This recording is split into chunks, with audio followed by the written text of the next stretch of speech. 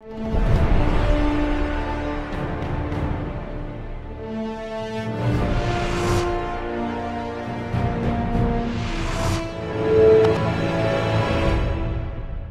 and welcome to Leaders of Tomorrow, the only show right now on Indian television where you, the MSME, get center stage. This is ET Now, special daily initiative to give MSMEs and entrepreneurs the opportunity to be front and center on every industry that matters to you. Tonight on Direct Connect, a panel of experts will answer in your queries sent to us earlier, and on Small Giants tonight, we'll feature Menchies as well as Numadic.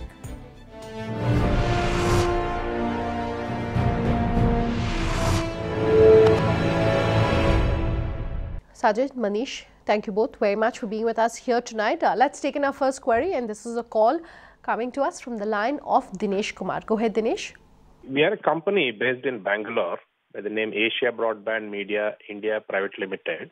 Apart from providing IT services, we are working in the areas of preserving Indian culture through computers. As part of this ongoing initiative, we have recently designed and developed an embedded multilingual desktop keyboard to assist people to type in both our regional and national language. Example, for our Karnataka state, it would be Kannada and Hindi with English. And similarly, for Tamil Nadu state, it would be Tamil and Hindi with English. So our question is, what is the effective method to launch this keyboard to our people who are completely involved today in using English language to type our native regional languages? I know a lot of MNCs, including a Microsoft, for example, are gung-ho about the multilingual market in India because that's what is going to get them, you know, customers and clients from tier 2, tier 3, user base from these areas. So in specific response to Dinesh, what would you have to say? So this is a very interesting theme. Whenever companies come to meet me, I always ask them, what is your local language strategy, whether it's in content or other areas. To answer the specific question, my suggestion would be to talk to people who actually have support, provides customer support to large companies such as the large tech companies. They would provide the hardware to them, so you could just sort of bundle your offering with them. And that's how you would get access to the large number of IT services companies and other BPOs and KPOs. Sure.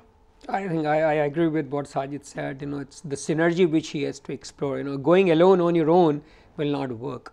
As you talked about the Microsoft, etc., I think large IT companies are looking for the solution. If one can go and basically demonstrate that there is a value to what one is talking, there is a business opportunity.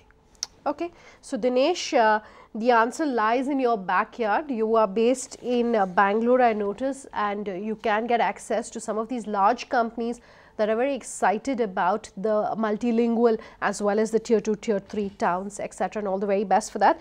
Our next query is also a call coming to us from MK Mongia. Go ahead, Mr. Mongia. Ma'am हमारा hostel garments का काम है, तो हमें skilled labour की बहुत बड़ी problems रहती है. Okay. We don't know how large his business is and whether at all it is possible for him to advertise with online, you know, recruiters. But for, let's assume that it's a 2-3 sort of unit kind of a business that he runs. What would you say to him? My suggestion would be quite different to him. Would be, why don't you talk to some of the online guys who are looking at the sort of lingerie kind of space, such a company like Pretty Secrets. They in fact have built a very large business just doing online selling of wear like this. And now I believe they're opening offline stores as well. Become a contract manufacturer, people like that. It could help you get new market access. Very interesting. And when he talks about the salespeople, I would essentially think hire someone who can hire for you, because everything you can't do yourself. And I think SME promoters need to understand that part, that they have to start hiring relevant people.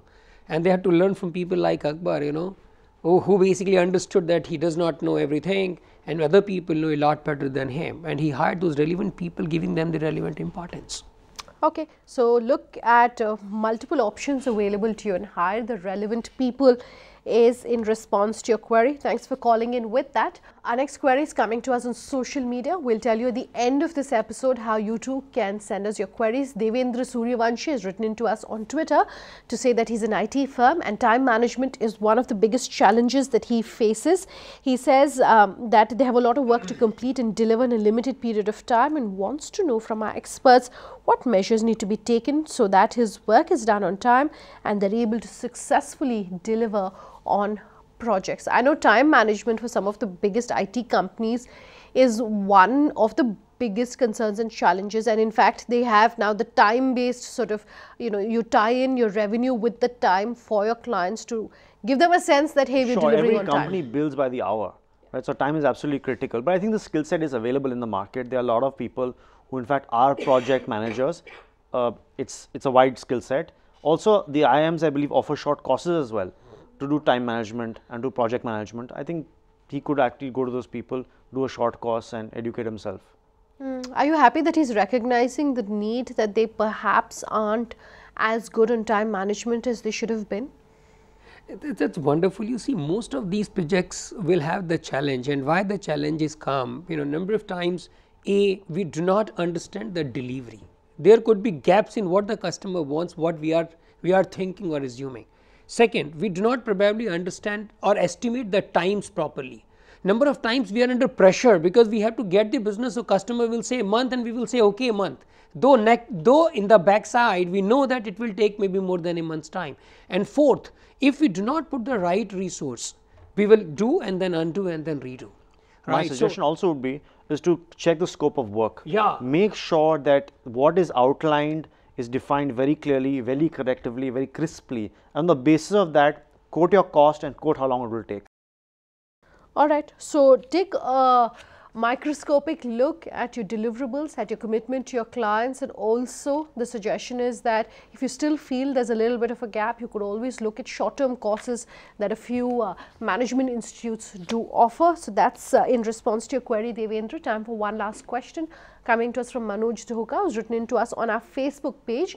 He says he runs a logistics company which provides drivers to other businesses. He says there's a lot of competition in the market. Their biggest competition, of course, a no-brainer, is Ola and Uber. He says his business is running very slow because of this, and he wants to know from our experts how he should effectively compete with them. Manish, we do speak a lot about MSMEs competing with MNCs, with larger companies. What is your suggestion to him? You know what? We have lifespan, right? Every business has lifespan. And there will be challenges on the business. Something which was very promising may not exist tomorrow. You have seen the companies of the Kodak. You have seen many, many more examples of that kind. So I would essentially say this is the reality. Accept it and move ahead. Number of times you can't control the external environment, but you have to start looking within. Is this business relevant anymore? Do I need to change myself? Maybe I need to shut the shop and do something different. How about technology? Because technology is where an Uber and Ola are hitting him. But you can't really compete with those kind of guys with this small circles. No, but to answer the point specifically, Uber and Ola are changing the incentive structure for drivers, which is why you've seen some uproar against that. Yeah. Which is why drivers are being incentivized on the number of drives. But now that's changed. So there are drivers available. There has been a shakeout on the hyperlocal logistics sector as well. So there are runners available. So the talent pool is getting available now because the large companies have changed incentive structures. But to your point, it probably makes sense to look at everything holistically now and see if you could compete in today's environment.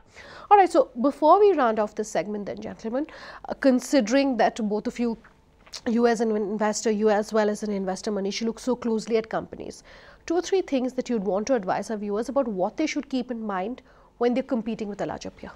So when you look at a large company, you have to look at the entire business, right? You would probably find gaps in certain parts of their business. If you could build in those niches, right, you would find acquisition candidate immediately. There's a gentleman in the US who sold a company thrice to Cisco. He's gone there, he's worked there, he's seen there's a gap, he's come out, he's built something and sold it back to them for multi-million dollars. So there are gaps in large businesses, you just have to find that particular niche. Okay, and what if you don't have the opportunity to be able to, study it so closely? You're a small business, you're being affected by the likes of an Ola and an Uber, what do you do? So one thing is agility, right? As an entrepreneur, you have to have the ability to see what is coming, right?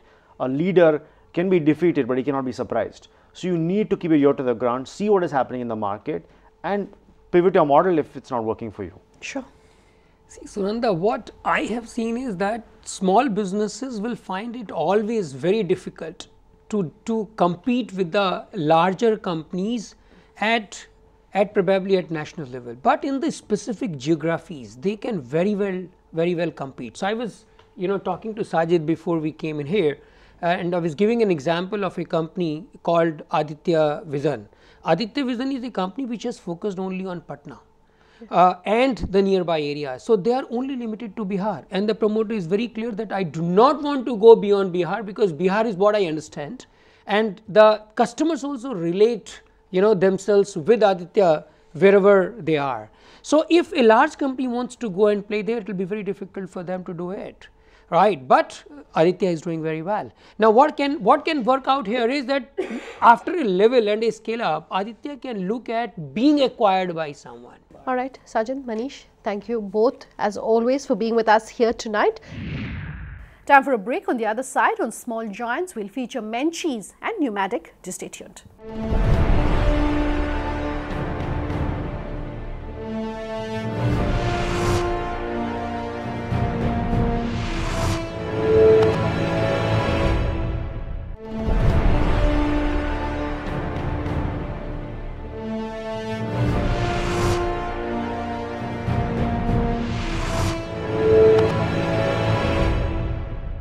Welcome back. You're with us here on Leaders of Tomorrow, and tonight on Small Giants, we're featuring Menchies and Numadic.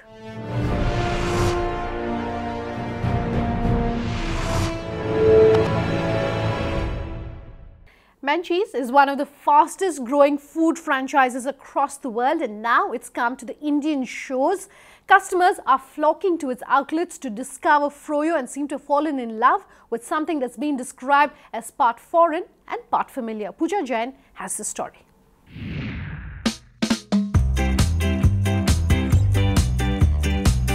Capitalizing on the Indian consumer's growing willingness to indulge in healthy dessert alternatives is frozen yogurt franchise Menchies. With a self-service model that offers multiple frozen yogurt flavors on tap and a rich range of tempting toppings, Menchies empowers the customer to don the chef's hat and concoct their own unique creations. Menchies is a dessert that we can eat in the morning, in the afternoon and at the night also. I was introduced to Menchies by my children. रोज नए customers आते हैं, अपना flavours खुद बनाते हैं. कभी भी कोई भी आता है तो निराश होके नहीं जाता है. If someone tells me where you will take me, first suggestion is Menchies. That's the main thing. For me, Menchies is the ultimate. I love Menchies. We explored the mouth-watering magic that results when an eatery goes experiential. So to dive right in, what is frozen yogurt? Our understanding is that it's an ice cream substitute, essentially a healthy alternative to ice cream. But is that the correct characterization? Well, frozen yogurt is actually just yogurt in another form. So like you have a lassi or you have buttermilk, you obviously have frozen yogurt. It's just yogurt that's been frozen. Why it's different from an ice cream is that obviously yogurt is made from milk and ice cream is made from cream. But with frozen yogurt, you have a lot more variety. You can add a lot of flavorings. That's something that was missing in India, and Menchies has brought in over 100 flavors. So people can really enjoy this product in a lot of different forms. It's really good for your health. It's very high in protein. Again, it's very low on fat. It's obviously a lot more, healthier in terms of the calcium, the live and active cultures which are present, and it's low on sugar as well. So you get a lot of variety, you get the health benefit, and that's why it's a lot better for you than ice cream. You've made the bold decision of bringing the Menchies brand to India, a country where yogurt is typically served and enjoyed fresh and not frozen. So how have you embraced the challenge of educating the end consumer? Frozen yogurt has been around since the 70s in the West, and there was a big gap in the market and the consumers definitely needed something. So Menchies came in at the right time when India is starting to embrace the more international brands. They have a more varied palette now. We brought in the self-service model as well, which is quite exciting for the Indian consumer to kind of make, personalize it to another level, make their own mixes, and of course pay by weight, which is traditionally how yogurt is sold. Menchies has been described as the country's first self-serving yogurt franchise. But generally speaking, how has the Indian audience taken to this self-service model? First time, obviously, when people walk in, they find the concept, they need a little bit of education, but they're really, really quick to catch on. And I think this is the mass appeal of Menchies as well. They love picking up their own cup and then mixing their own flavors because they have unlimited choices. Obviously, you have all the different international toppings like the chocolates and the candies, gummy bears. But we also offer a lot of different toppings like the popping bobas, which are basically juice-filled tapioca balls. We offer a lot of the fresh seasonal fruits like strawberries or mangoes. Even we import a lot of berries like blueberries, which are not available easily. And we have obviously 10 different kind of sauces. There are over 100 flavors on offer here at Menchies, over 25 different toppings to choose from. But how do you cater to the Indian palate specifically?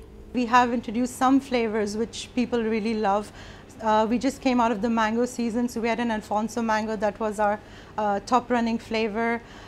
We do a lot of things during the different festivals, like we do a modak flavor during Ganesh Chaturthi. We do a lot of the kesar elaichis during Diwali, the dates yogurt during Eid, and of course all the wonderful Christmas flavors which are available in the West, like gingerbreads, marshmallows, the Christmas cake, plum pudding, so eggnog. Those are the kind of flavors which are new for the Indian market as well. With one Menchies in Mumbai and 2 in Pune, how do you think about building the brand to establish a pan-India presence? So right now we have chosen to open in high footfall locations in prominent cities, in prominent neighborhoods, so that people can get to know the brand and experience it. Obviously our model allows us to expand into more of different tier 2, tier 3 cities as well, because our pricing is that way that can suit all of the consumers. If you had to crystallize it, what's the catch factor that keeps customers coming back to Menchies? I would say obviously it's the whole Menchies experience, because it's not just getting a dessert, it's a lot of entertainment. Kids enjoy it, they like to see all these colors, and they get to play around with the machines and put in their own toppings, and people come back obviously for the health factor as well. People have a sweet tooth, they want to indulge, but ice cream and other desserts don't allow us to indulge that often. Frozen yogurt is something you can have every day. Just go easy a little bit on the toppings.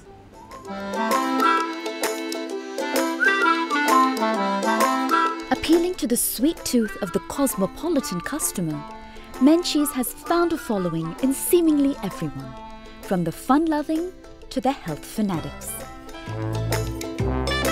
Staying true to Indian tradition in selling yogurt by the gram, Menchies patrons can customize not only what they consume, but ultimately how much they consume.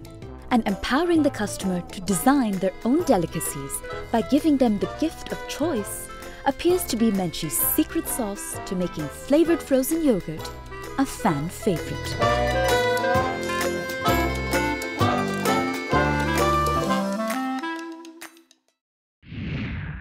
The logistics industry in India has largely been defined by trucks and infrastructure. However, over the last several years, technology is helping to redefine that. Anshuha Banerjee caught up with the founder of Numadic, which is bringing low-cost technical solutions to the logistics industry. Take a look.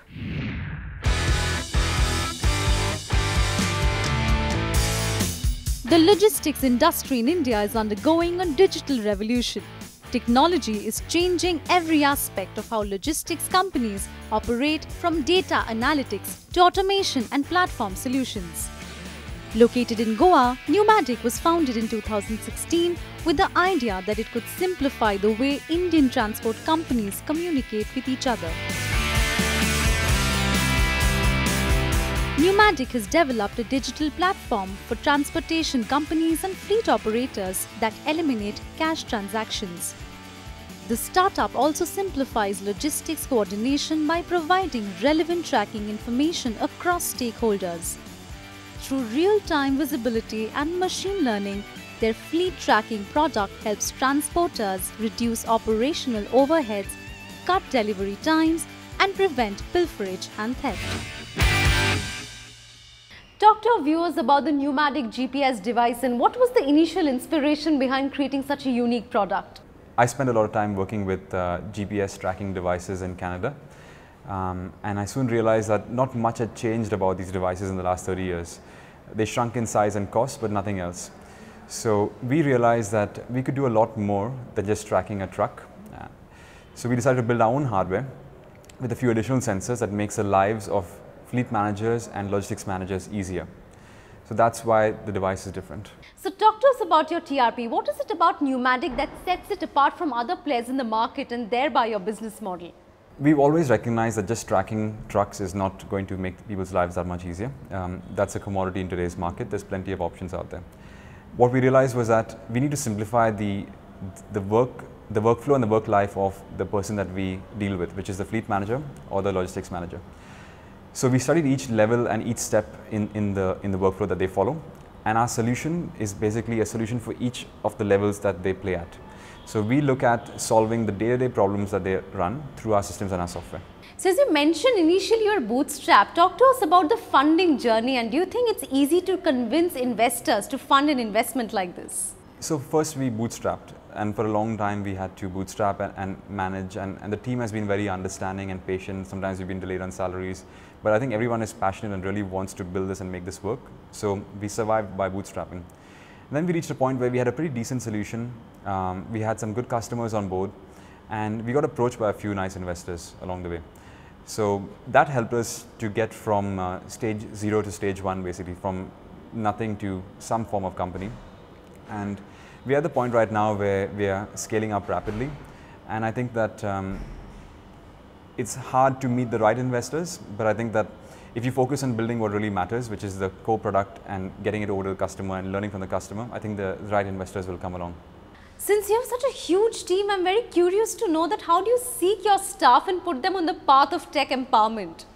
I think we are very lucky because we run Goa's biggest job board, and that's a huge advantage for us. A lot of people hear about Numadic through my previous companies and things. But that being said, in the rest of India, we are still a small fish. And what we've always focused on is trying to find people like us. So people who are obsessed or passionate about maths or maps or visualizing data.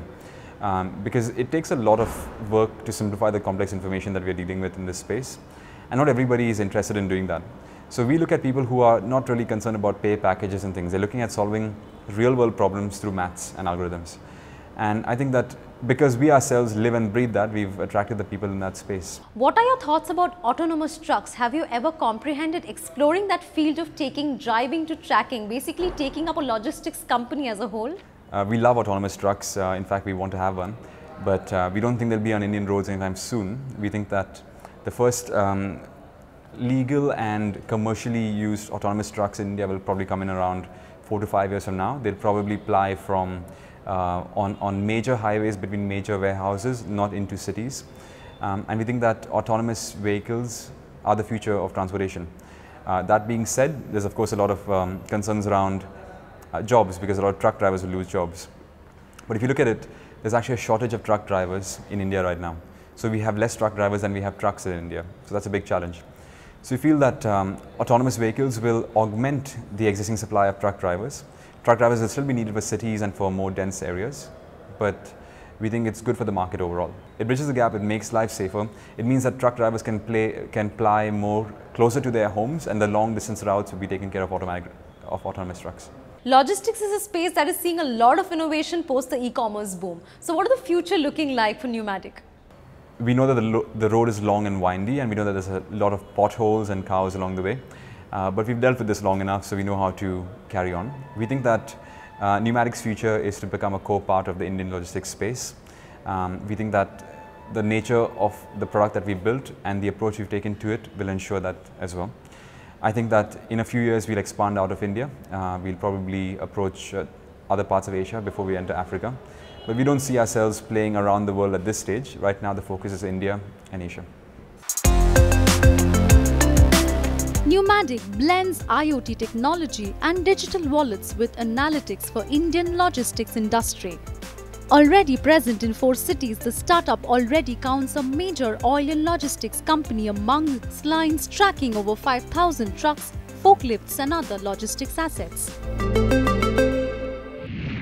Completely out of time on this episode of Leaders of Tomorrow. If you want to be featured here on the show, you can write in at leadersoftomorrow@timesgroup.com. Tweet at me personally at Sananda_J or LOT_ET now, or leave us your comments on our Facebook page, Leaders of Tomorrow and ET Now. You can also call us on that number you see on your screen. We promise to have all your questions answered and love hearing from you. Thanks for watching. Have a good night.